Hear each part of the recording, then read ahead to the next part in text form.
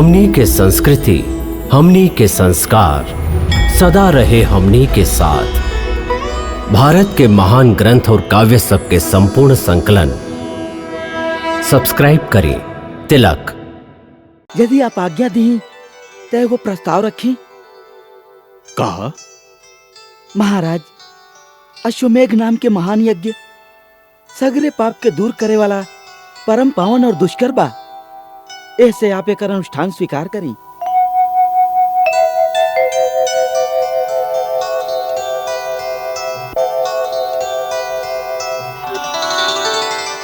सौम्य, तू बहुत सुंदर प्रस्ताव रखले बाड़ा। पहला समय में राजा इल जब भगवान शंकर के श्राप से स्त्री बन गई रहन, तब अश्वमेघ यज्ञ के अनुष्ठान करके ही वो फिर से पुरुषत्व के प्राप्त कर ले रहन।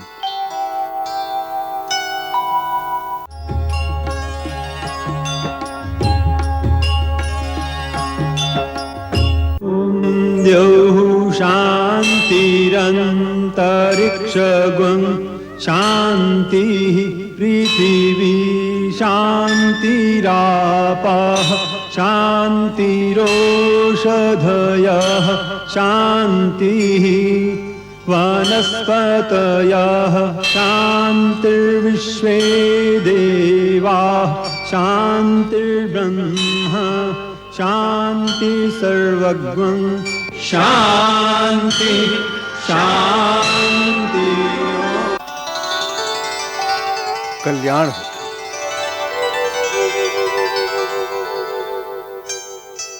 महाराज राम, आज आपके जन्मदिन पर हम आपके ऋतुज वशिष्ठ चारों दिशा के सभी ऋषियों की ओर से आशीर्वाद देते हैं कि आपके हमेशा कल्याण होखे। आप स्वयं मूर्तिमान धर्म हैं। ऐसे जहां भी आपके नाम के उच्चारण होई, वहां धर्म के वृद्धि होई।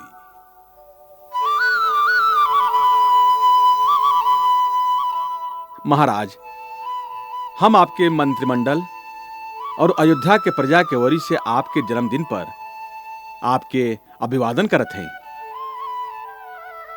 इस शुभ अवसर पर यदि गुरुदेव आज्ञा दें तो हम वो प्रस्ताव आपके सामने रखी जे प्रजा के मन में हा। आर्य सुमंत, जे प्रजा के मन में होखे ओकरा राजा तक पहुंचावल मंत्री के कर्तव्य है। ओकरा खातिर आज्ञा के भी आवश्यकता नहीं खे। आर्य सुमंत, आप जे भी कहे के चाहते हैं निसंकोच कहें। महाराज, आपके राज्य में प्रजा के सगरे सुख प्राप्त बा। अयोध्या में निवास करे वालन सभे मनुष्य प्रसन्न, धर्मात्मा, निर्लोभी, सत्यवादी और आपन आपन धन से संतुष्ट रहे वाला बाड़न। नगर में केहू ऐसन नइखे जेकरा पास सोना के गहना ना होखे। राम राज्य में इस सब कुछ बा महाराज। बाकी का इस सब होखत भी प्रजा थोड़ी का उत्साहहीन और शिथिल हो रहल बा। कारण महाराज, राजा के ई धर्म भी हा कि वो निरंतर ऐसन महान काम करत रहे जैसे ओकरा राजवंश पर प्रजा के गौरव बढ़त रहे। जहां खाली ठहराव रह जाला वहां धीरे धीरे शिथिलता आवे लगेला। जीवन और प्रगति खातिर उल्लास जरूरी बा। उल्लास के प्रतीक बा उत्सव। जे राज्य में कोनो उत्सव ना होखेला, वो राज्य में प्रजा लोग के हृदय बुझल बुझल रहेला।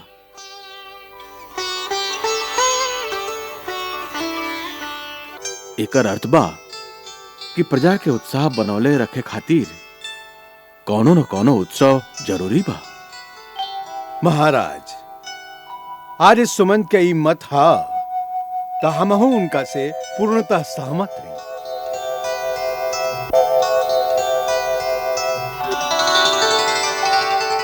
हे रघुकुल नंदन, यदि आप आज्ञा दी तो एगो प्रस्ताव रखी। कहा? महाराज, अश्वमेघ नाम के महान यज्ञ सगरे पाप के दूर करे वाला परम पावन और दुष्कर बा। ऐसे आप एकर अनुष्ठान स्वीकार करी।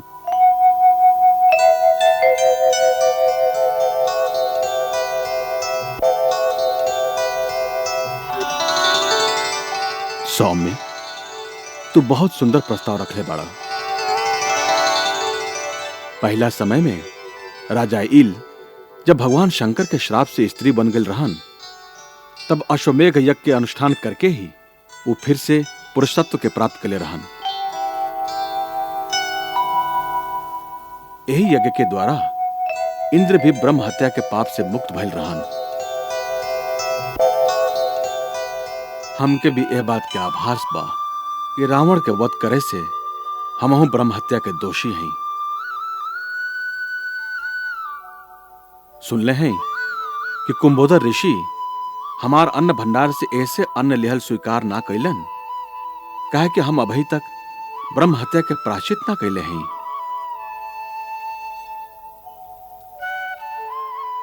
ऐसे यदि गुरुदेव आज्ञा दी तो हम अश्वमेघ यज्ञ के संकल्प करत हैं।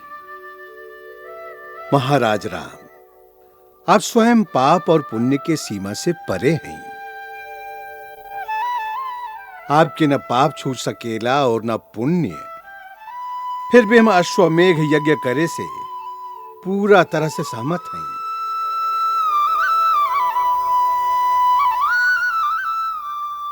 ऐसे रघुकुल के यश पताका चारों दिशा में लहराई और जैसन आर्य सुमंत कहले, प्रजा के अंदर भी स्फूर्ति और उल्लास के लहर फैल जाई। तब प्रभु, हमारी प्रार्थना है कि ई महायज्ञ के प्रमुख ऋत्विज आप होखब। मुनिवर, आप शास्त्र के नियम के अनुसार हमारे यज्ञ कराएं। आप हमारे गुरु और परम महान हैं। ई यज्ञ के भार के आप ही वहन कर सकेले। आप हमके ईमान दे रहल हैं, ऐसे हमार जीवन सफल हो गई। आदिकाल में जब परमपिता ब्रह्मा जी हमके सूर्य वंश के पुरोहित बने के कहनी, तो हम ई कह का स्वीकार कर देले रही क्या हमके पुरोहिताई के काम पसंद नहीं खे।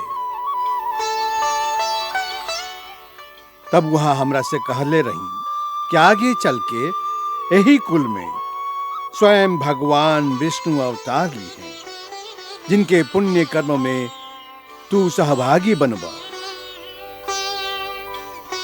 तब हम एक कुल के पुरोहित बनल स्वीकार कर लेली और तब से आपके आवे की प्रतीक्षा करत रहली। आज आप ही महान पुण्य कारक यज्ञ में हमके ऋत्विज के काम सौंप के, जैसे हमार हजारों बरिस के प्रतीक्षा के ऐसन फल हमके प्रदान कर देली, जे हमके कई जन्म के तपस्या से भी प्राप्त ना हो सकत रहे। हम यह यज्ञ के पूरा उत्तरदायित्व लेते हैं।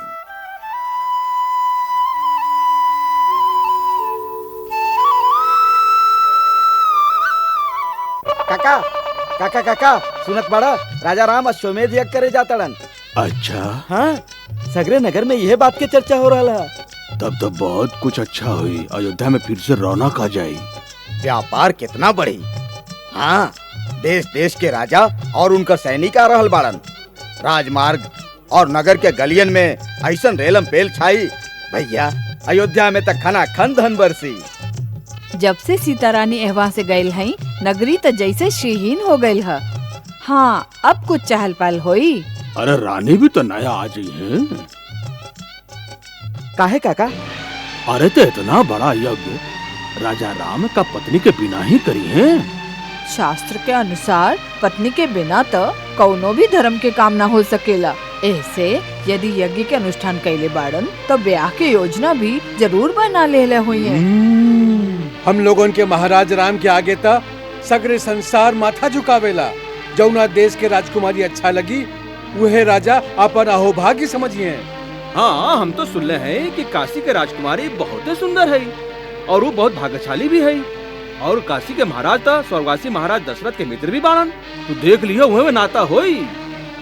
अरे भैया, हम एक बात पूछत हई, का महारानी सीता के वापस ना लावल जा सकेला? भाई, उस समय जे भी भइल सचमुच बहुत अन्याय भइल।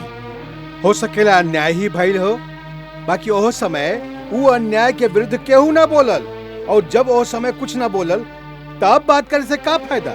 काहे कि यदि वो अन्याय रहे तो आज भी वो अन्याय के बदलल जा सकेला। बदल के का करी है? रानी सीता जीवित ही कहाँ हुई हैं?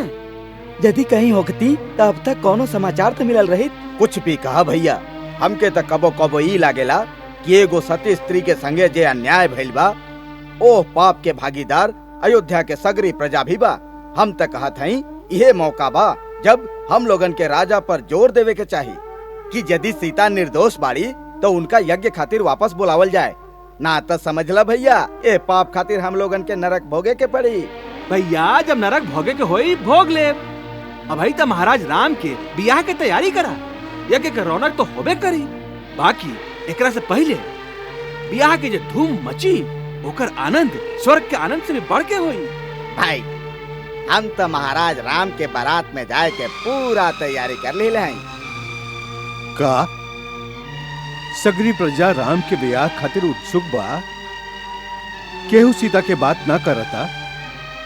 इस सुंदर अवसर बा जब महारानी सीता के आदर सहित बुला लिहल जाए। गुरुदेव, चौराहा वाला मंदिर के बाहर एगो व्यक्ति बार बार यह बात कहत रहे कि सीता जैसन पवित्र नारी पर जे अन्याय भइल बा, ओह पाप के भागीदार अयोध्या के सगरी प्रजा है। उनका यह समय चाहिए कि वो सीता के वापस लावे के विनती करस। बाकी सबे यह बात कह के टालत रहलन कि अब सीता जीवित भी हुई है या ना, उनकर बात करे से का लाभ।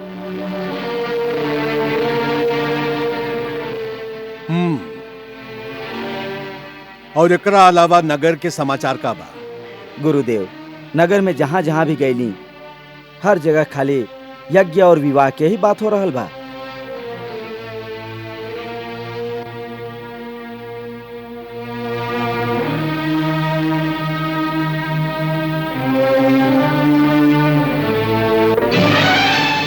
गुरुदेव, का महारानी सीता अब जीवित ना हैं? जीवित हैं वत्स। आप जानेली कि वो कहवा हैं? हाँ। तो फिर आप महाराज राम के जाके ये बात काहे नहीं कि बता दे? समय आवे पर सब बता दे। पहले ही तो देखी कि महाराज राम का करेला।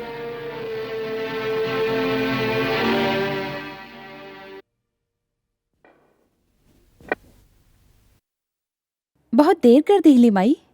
देखी, हम कब से आपके खातिर भोजन बना के रख ले हैं। बेटी, अयोध्या की बात सुनत रहली, ओही से देर हो गईल।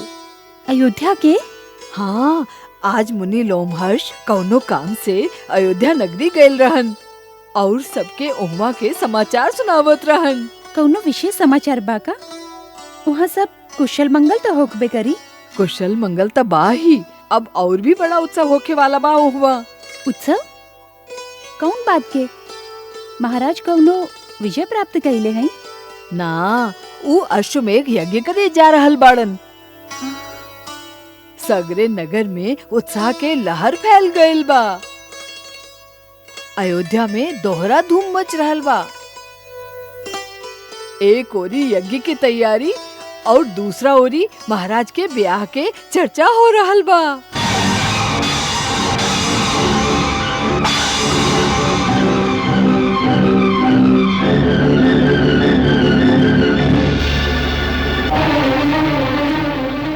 महाराज के ब्याह के? हाँ। महाराज श्री राम के ब्याह के? हाँ बेटी, शास्त्र के विधान बा, यज्ञ पत्नी के बिना हो ही ना सकेला। ऐसे उनका ब्याह तो करे के ही पड़ी। सीता तो है ही ना।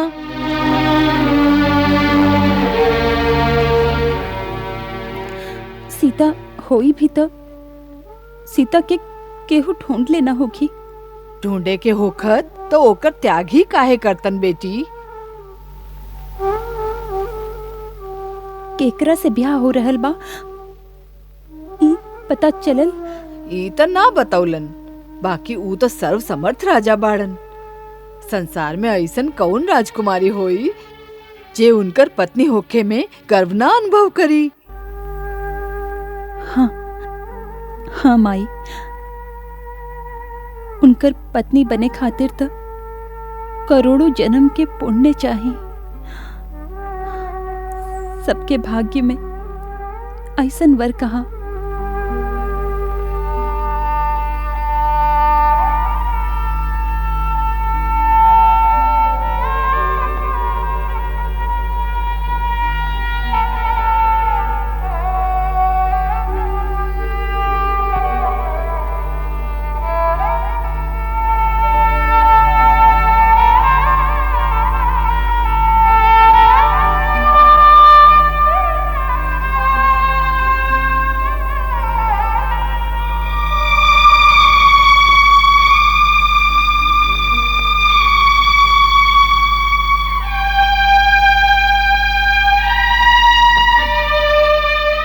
महाराज के ब्याह के चर्चा हो रहल बा। यज्ञ पत्नी के बिना हो ही ना सकेला, ऐसे उनका ब्याह तो करे के ही पड़ी। सीता तो है ही ना।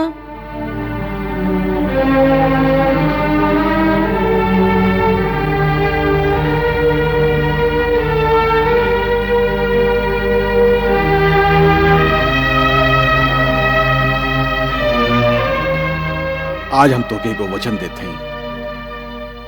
राजा लोग के यहाँ अनेक रानियन के रिवाज बा, बाकी राम के जीवन में केहू दूसर कबो ना आई। ई राम की प्रतिज्ञा बा।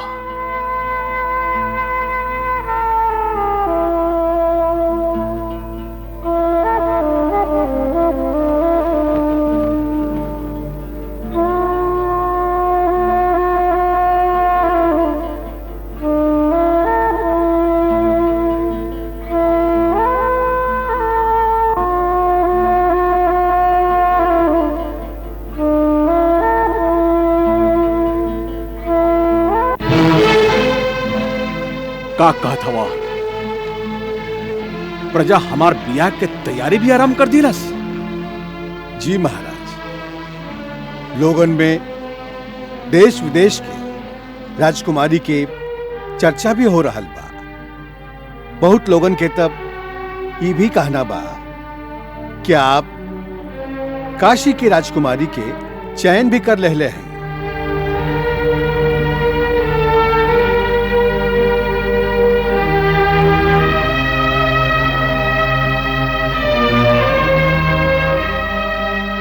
प्रजा कितना निर्मम हो सकेली। का आपके बात पर विश्वास लेके कि महारानी सीता निर्दोष और एकदम पवित्र रही? एह में केहू के कोनो संशय नहीं है। फिर आप ही प्रस्ताव कैसे रख देले कि हम दूसरा ब्याह कर ले? काहे कि आप अश्वमेध यज्ञ के संकल्प कर चुकल हैं और इस शास्त्र के विधान बा कि मनुष्य पत्नी के बिना कोनो धार्मिक काम के अनुष्ठान ना कर सकेला। या तो महारानी सीता के वापस लावल जाए। जहां तक महारानी सीता के वापस लावे के प्रश्न है, तो पहला बात यह है कि महारानी सीता है कहवा, और यदि वो मिल भी जाए तो प्रजा उनका के स्वीकार कर ली।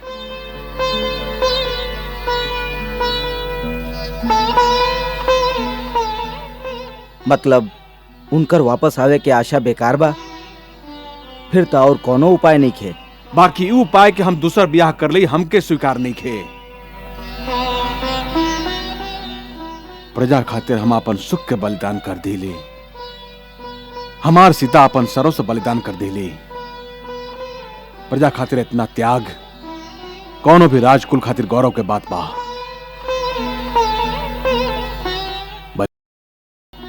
एगो उच्च आदर्श के प्रतीक है। बलिदान से धर्म के शक्ति मिलेला। बाकी हमार दूसर ब्याह करे से हमार एक पत्नी व्रत के खंडन होखेला, जैसे धर्म के हरास होई ओकर शक्ति ना बढ़ी। महाराज, ऐसे धर्म संकट उत्पन्न हुई तो शास्त्र में खोजी। ऐसा धर्म संकट के कोई तो उपाय हुई? उपाय बा। ऐसन अवसर पर पत्नी के आसन पर पत्नी के मूर्ति बैठावे के विधान बा। शास्त्र कहेला कि ऐसन अवसर पर ब्राह्मण कुशा के, क्षत्रिय सोना के, वैश्य चांदी के और शूद्र तांबा के मूर्ति बना के साथे बैठा सकेला।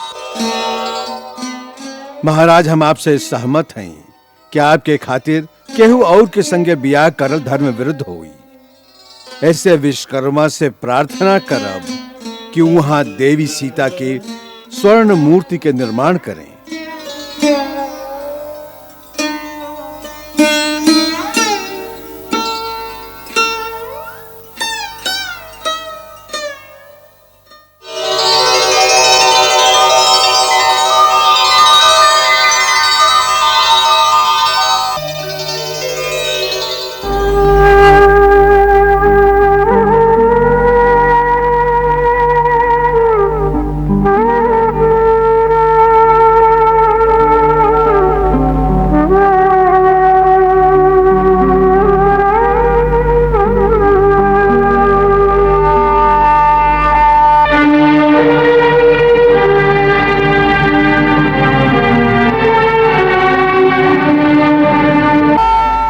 महाराज, आपकी आज्ञा के अनुसार यज्ञ में भाग लेवे खातिर महारानी सीता के सोना के मूर्ति बना दिल गई बा। अति सुंदर।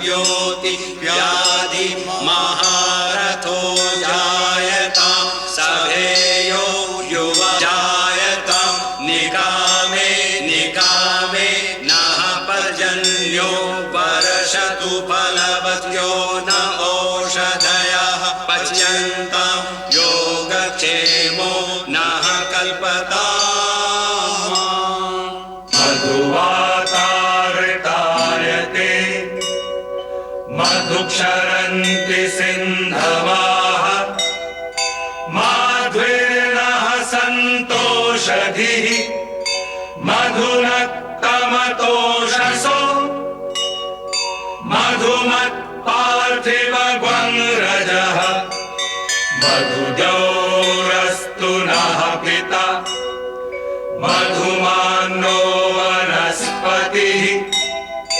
मधुमास्तु सूर्यः माध्वीर्गावो भवन्तु नः।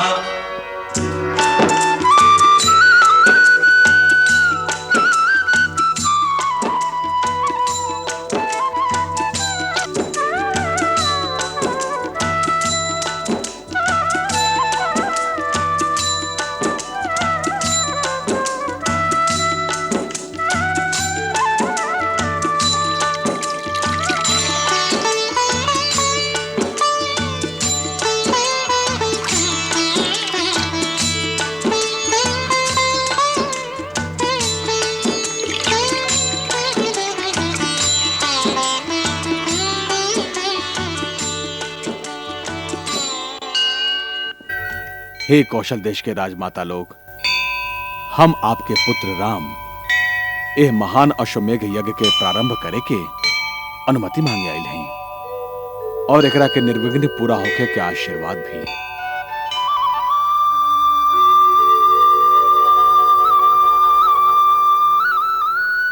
तोहारी महान संकल्प सफल होके ऐसे रघुकुल के कीर्ति और यश चारों दिशा में सुगंध के लेखा फैले। राम, तू जे करे जाता रह ओकरा देख के स्वर्ग से तोहार स्वर्गवासी पिता और इक्ष्वाकु वंश के सभे पुरखन तोहरा पर गर्व करतारन। उनकर आशीर्वाद से तोहार ई महायज्ञ सफल होके।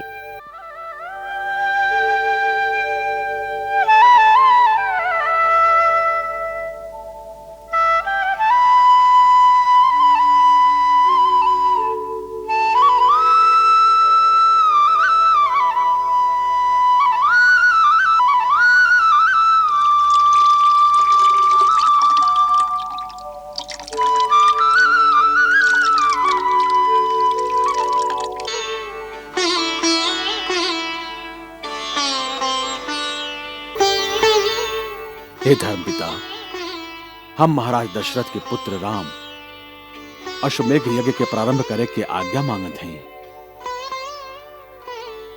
इस समय दोनों कुलन में आप ही सबसे बड़ हैं। ऐसे आपके पिता के स्थान पर मान के हम आपसे यह यज्ञ की सफलता खातिर आशीर्वाद मांगत हैं। हमार महान पूर्वज महाराज मिथि जे विदेश जनक के परंपरा स्थापित कैले रही, वही परंपरा में स्थित महाराज हर्षलोमा के पुत्र हम श्री ध्वज नाम के विदेह जनक तुहारे महान यज्ञ खातिर तोहके आपन आत्मा से आशीर्वाद देते हैं कि सभी देवता तुहारी धर्म के काम में तुहार सहायता करें।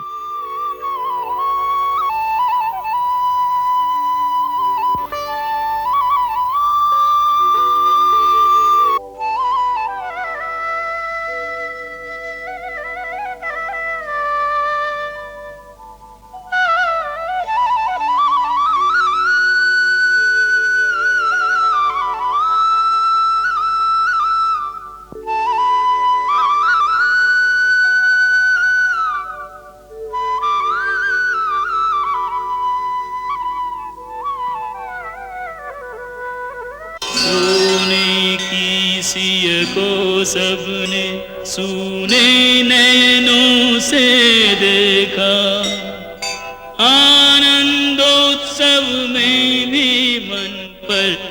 खिंच गई दुख की रेखा, खिंच गई दुख की रेखा। वैदेही की कमी आज सबके मन को खलती है।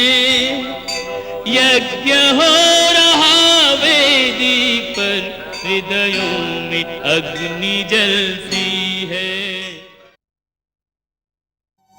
स्वाहा ओम भूः स्वाहा ओम भुवः स्वाहा ओम सुवः स्वाहा ओम भूर्भुवस्सुवः स्वाहा।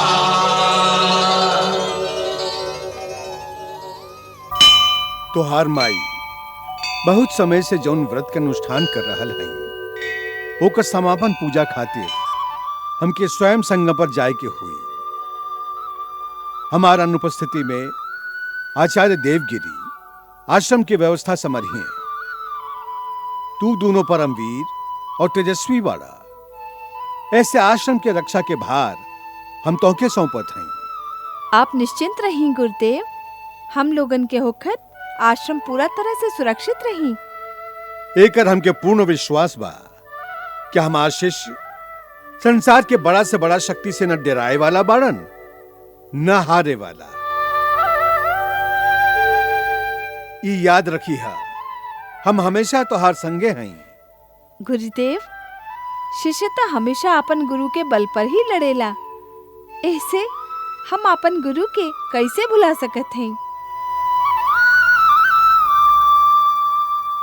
भगवान तो के हमेशा विजयी करस, कल्याण होके।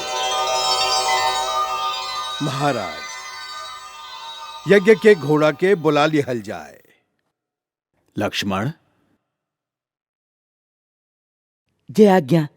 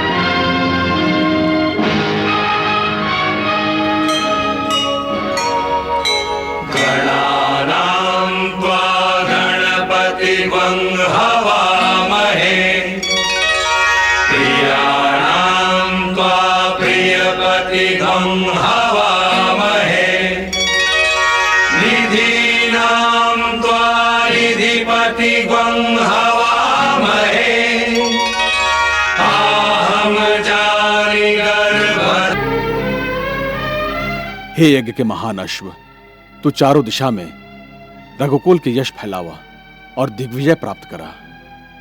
शत्रुघ्न, तू अपन सेना के संगे यह यज्ञ के अश्व के रक्षा खातिर एकरा पीछे पीछे चलिहा।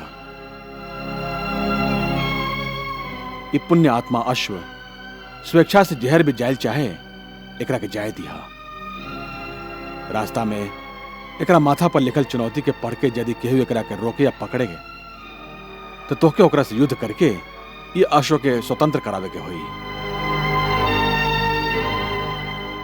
देखा, रघुकुल में हारे के रीत नहीं खे, ऐसे हमरा सामने विजयी होके ही आई हा।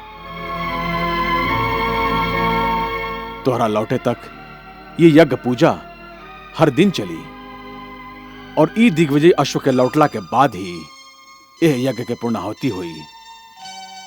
सूर्यवंश के कीर्ति पताका अब तोहरा हाथ में बा, ई झुके ना पावे।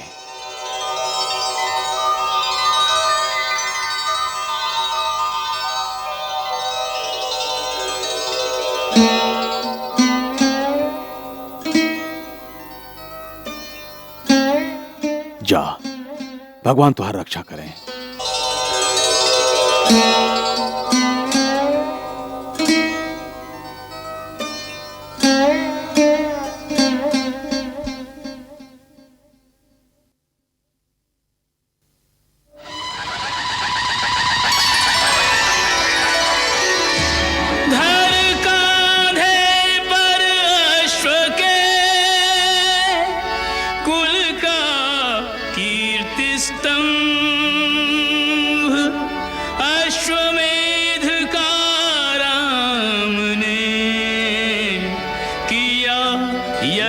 प्रारंभ।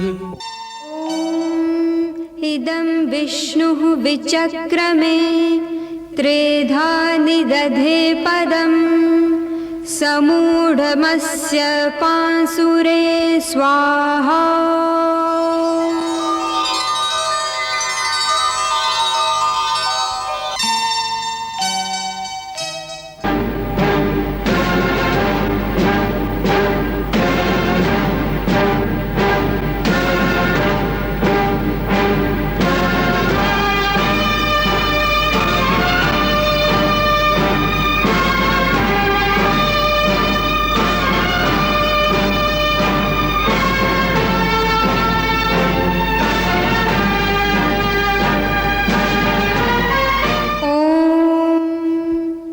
विष्णुः कर्माणि पश्यत यतो व्रतानि पस्पशे इन्द्रस्य युज्यः सखा स्वाहा।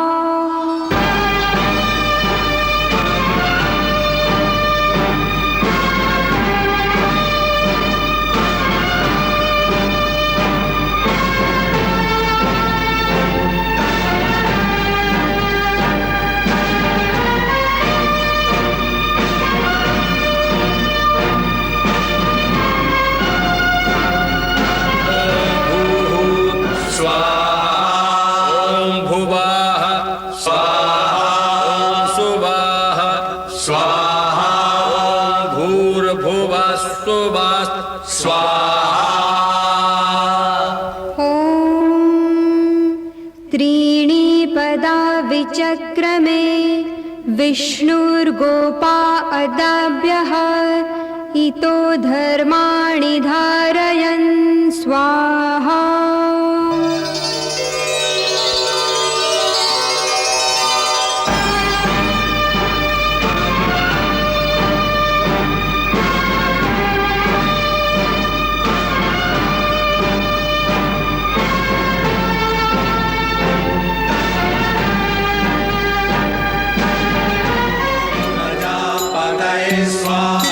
इदं प्रजापतये नमः। ॐ इन्द्राय स्वाहा। विष्णुः कर्माणि पश्यत यतो व्रतानि पस्पशे